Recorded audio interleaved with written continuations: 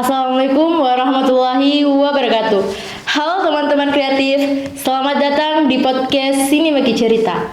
Di sini kita akan menjelajahi dunia yang penuh dengan ide-ide cemerlang dan inovasi yang tak terbatas. Bersama saya Sahratun Nisa yang akan memandu podcast kali ini. Nah, pada podcast kali ini kita kedatangan narasumber kakak-kakak KKN dari Universitas Halo-Halo. Halo Kak. Halo. Bagaimana kabarnya? Baik. Sangat baik. Tidak terlalu baik. Sebelumnya, bisakah Kakak memperkenalkan diri dulu? Oh, dimulai dari siapa? Dari Kakak dulu. Oke. Halo semuanya, perkenalkan nama saya Cecilia S. Saya dari Fakultas Ilmu Sosial dan Ilmu Politik jurusan Jurnalistik semester 7 sekarang. Saya di tim KKN sebagai hubungan masyarakat. Kalau Kakak? Halo semuanya, saya Aristun Nulikra. Saya dari Fakultas Ilmu Budaya, jurusan Sastra Inggris. Saya juga sedang semester 7. Saya di KKN ini sebagai konsumsi. Oke, baik. Perkenalkan, nama saya Syarwan Lanunjis. Saya dari Fakultas Ilmu Sosial dan Ilmu Politik, jurusan Jurnalistik. Di tim KKN ini saya sebagai koordinator desa. Oke, terima kasih. Ya. Baik, di sini saya akan mengajukan beberapa pertanyaan kepada kakak-kakak. Nah, pertanyaan pertama, mungkin Kakak Sisil bisa jelaskan sedikit tentang apa sih itu KKN? Jadi begini, KKN itu singkatan dari kuliah kerja nyata. Nah, berhubung dengan KKN itu ada yang namanya mahasiswa atau mereka yang melakukan KKN. Nah, mahasiswa sendiri itu diartikan sebagai seorang pelajar yang telah melewati 3 jenjang pendidikan. Yang pertama SD, SMP, SMA, kemudian lanjut di universitas. Nah, lalu mahasiswa sendiri itu berfungsi sebagai penyambung lidah masyarakat, alarm demokrasi dan lain sebagainya yang berhubungan tentang masyarakat. Jadi mahasiswa tidak jauh-jauh artiannya dari masyarakat, karena kembali lagi ke masyarakat. Kita kan negara demokrasi ya. Jadi KKN itu seperti apa ya kalau mau dibilang, yang melakukan pengabdian sementara. Kan namanya tadi kuliah kerja nyata. Jadi KKN itu tetap juga kita kuliah, kita bekerja untuk masyarakat dan nyata hasilnya. Seperti itu kurang lebih dari saya. Terima kasih buat Kak Sisil. Untuk Kakak Iko mungkin bisa menambahkan sedikit. Kalau dari saya, tambahkan saja tuh, kakak ini sudah kuliah paling lama selama 30 hari. Jadi apa yang kita pelajari di kampus, kita aplikasikan ke masyarakat, ke sekolah. Jadi seperti itu. Kak Wono bisa tambahkan? Mungkin kalau tambahan saya itu hampir sama-sama seperti Kak Cecil, Kak Iko, yang dimana kita mempresentasikan 6 semester di kampus dengan mata kuliah yang kita ambil ataupun jurusan-jurusan yang kita pilih, itu kita mempresentasikan. Tapi kita statistik, kita masuk ke SMK yang ada multimedianya untuk mengajar, untuk sharing-sharing apa yang telah kami dapat di kampus. Dan KKN ini cukup asik sih, yang dimana kita tidak dikontrol lagi oleh dosen-dosen. Bagaimana kita memperkembangkan sendiri pikiran kami, karya kami dengan anak-anak yang ada di Desa Maruge. Terima kasih buat kakak-kakak. Nah, selanjutnya apa sih yang membuat kakak tertarik untuk memilih KKN di Desa Maruge? Sepertinya itu pertanyaan dari Kordes dulu. Sebenarnya di sini saya sebenarnya belum tahu bagaimana itu Desa Maruge. Saya cuma diceritakan dari senior-senior saya yang sudah pernah pergi di sini. Saya mencoba mencari sedikit dan saya penasaran tentang desa ini. yang dimana juga desa ini memiliki SMK 1 Negeri Kolaka Utara. Terus begini, saya memilih di sini karena memang kemauan saya dan beberapa teman saya itu memilih lokasi yang jauh, yang dimana yang lebih menantang lah, karena targetnya kami adalah yang susah jaringan dan jauh dari perkotaan. Maka dari itu KKN ini kami pilih di sini dan kami memiliki banyak sih kendala-kendala dan banyak pilihan sebenarnya sebelum ke sini, tapi kita niatkan di sini memang sebelum pemilihan tempat lokasi kami sudah memang melis tempat sini. Oke. Kalau kakak? Kalau untuk saya pertama kali saya dengarin lokasinya di Kolaka Utara, wah jauh sekali. Bukan main tuh dari Kendari lakukan 8 jam. Tapi setelah datang ke sini melewati 8 jam itu yang cukup melelahkan ya. Tapi sampai di sini wah hilang, masyarakatnya baik, luar biasa baik. Lingkungannya baik, semuanya baik. Jadi sangat bersyukur sekali ya dapat tempat lokasi di sini. Lokasi kakaknya bagus sekali. Oke, kalau kakak Sisil? Nah, sebenarnya kalau saya ada pro dan kontra yang terjadi ketika pemilihan lokasi di Desa Maroge. Pertama, saya kan satu kelas sama Sarwono di jurnalistik. Bayangkan saya sudah hampir 4 tahun saya sama-sama dia. Terus saya juga pernah SMA sama dia. Jadi separuh dari karakter dia saya tahu, begitu. Jadi saya tanya terus, kau yakin jika sudah adakah di sana kau tahu orang? Nah, itu pertanyaan pertama. Nah, tapi yang saya senangkan jauh. Karena kalau dekat-dekat, ya saya pikir untuk apa sih KKN dekat-dekat kayak begitu. Nah, yang kedua saya itu satu pendapat dengan Fadil Muhammad, salah satu teman saya, karena kita sama-sama tidak tahan naik mobil jauh. Nah, karena mereka juga peduli dengan kami perempuan jangan bawa motor, karena banyak sekali rintangannya kalau mau ke Kolaka Utara itu ada sliter es itu toh, jadi susah begitu. Jadi diusahakan kita semua naik mobil dan jangan naik bus, pokoknya naik mobil penumpang. Saya dengan Fadil itu sampai kerjasama, saling baku chat. Ini bagaimana kalau kita muntah? Tapi syukurnya sampai di sini tidak ada yang muntah dan pas tiba kita diterima dengan baik. Itu sangat membuat saya wah, kita tidak sia-sia begitu jauh-jauh datang dan diterima dengan baik. Mungkin itu dari saya. Nah, kan kakak kan dari kota besar. Bagaimana perasaan kakak jauh dari keluarga? Apa kesepian atau bagaimana? Mungkin pertanyaan itu bisa dijelaskan oleh Kak Iko. Oke, diserah. Kalau saya sebenarnya bukan biasa, tidak sedih, tidak bagaimana juga, karena saya tuh sebenarnya selama berbulan-bulan sebelum datang ke sini, saya tuh sudah ketemu dengan orang tua. Bahkan waktu mau berangkat pun itu cuma bapakku yang datang. Karena saya menangis. Semua teman-temanku tuh diantar sama mamanya, saya tidak ada mamaku. Saya menangis.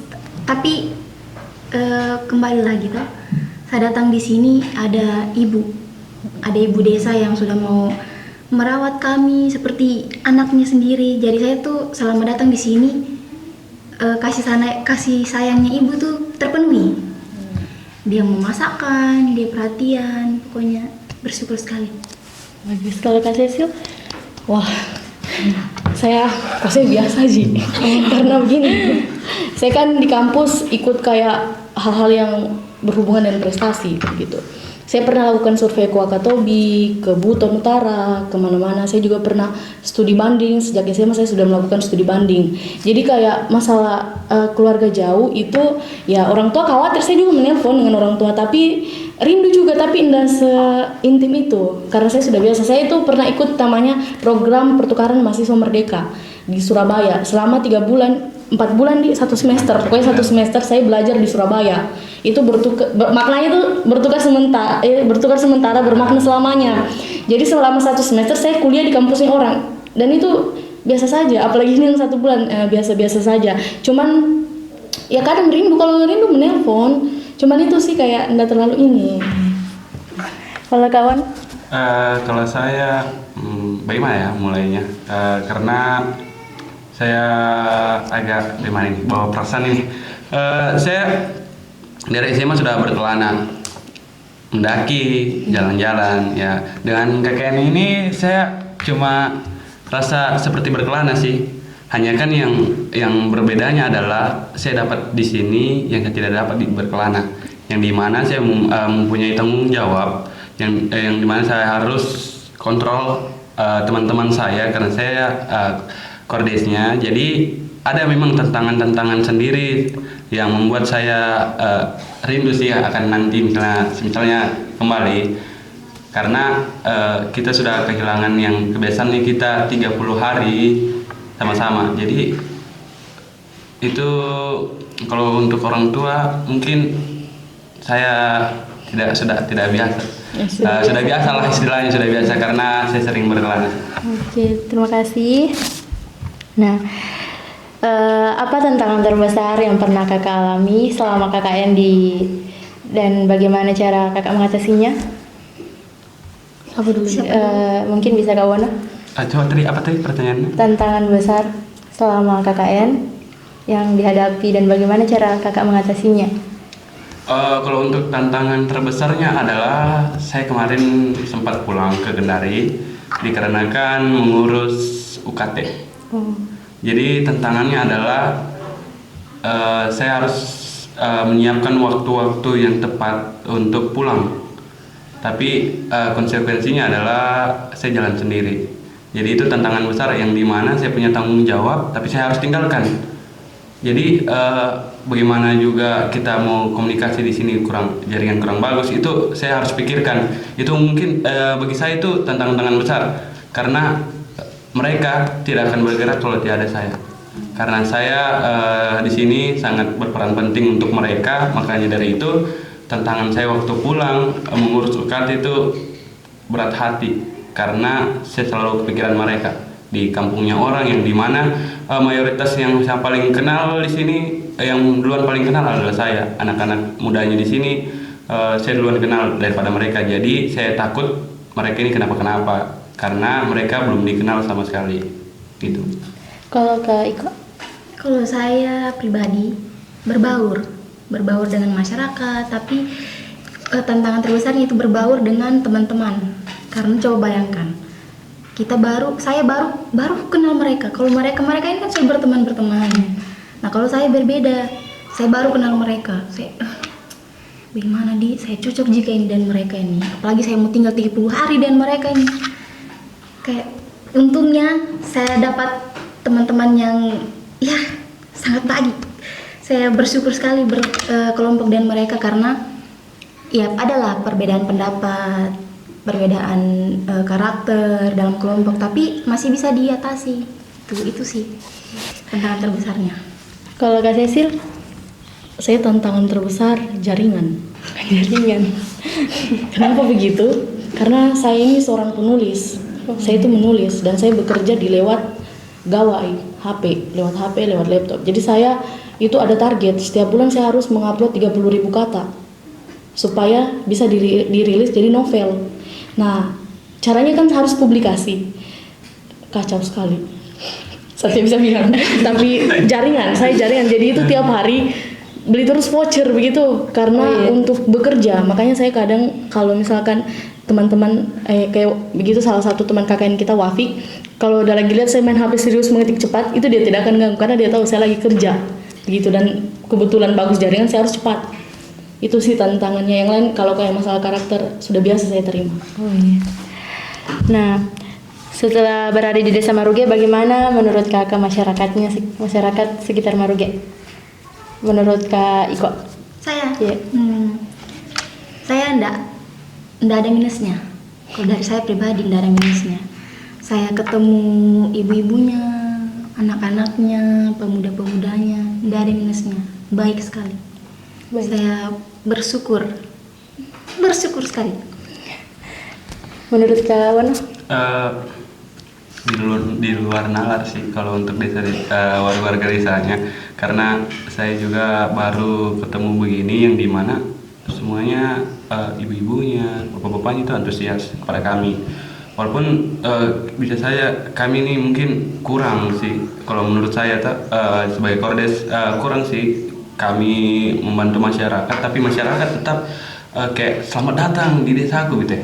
Jadi kesannya itu sangat kita diterima baik begitu. Jadi kami juga sebenarnya terharu akan hal itu, karena bagaimana kita juga pernah kerja di lapangan terus tanya-tanya warga itu tidak seperti ini. Jadi saya bersyukur sekali sih KKN di Desa Maruge ini. Ya mungkin saja itu, saya tidak bisa menjelaskan lebih jauh, nanti saya menangis. Dari masyarakat selalu lebih dari kita Ji, kelompok KKN yang mungkin minus.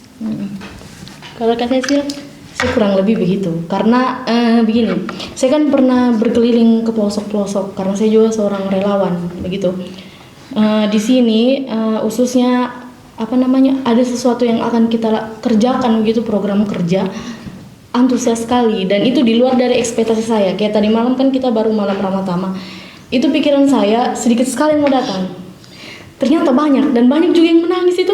Padahal kayak banyak yang suruh singgah di rumahnya, kita tidak realisasikan itu, kita tidak singgah, tapi ternyata mereka excited akan kita, dan itu keren. Oke, terima kasih. Selama KKN di Desa Maruge, apa saja program kerja yang telah dilakukan untuk masyarakat sekitar Maruge? Mungkin Kak Cecil? Seperti kata Pak Dusun 4, kita itu agak lain. Ya benar, dan itu saya akui. Rata-rata orang kalau KKN tidak jauh-jauh dari pembatas jalan. Toh, tidak jauh-jauh. Kita tidak. Kita buat film.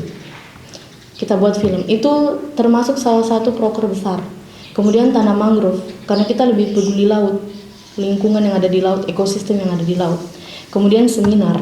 Seminar yang kita buat adalah tentang pencegahan berita hoax dan scam belanja online, kemudian judi online. Yang itu 3 ini adalah program besar kita. Yang lain kayak membantu desa, termasuk program, tapi itu sub dari program besar. Seperti itu. Kurang lebih sama, tapi kalau untuk saya pribadi ada saya masuk mengajar di sini seni budaya, tapi karena tidak bisa saya sesuaikan dengan jadwal, jadi saya cuma 3 kali masuk mengajar.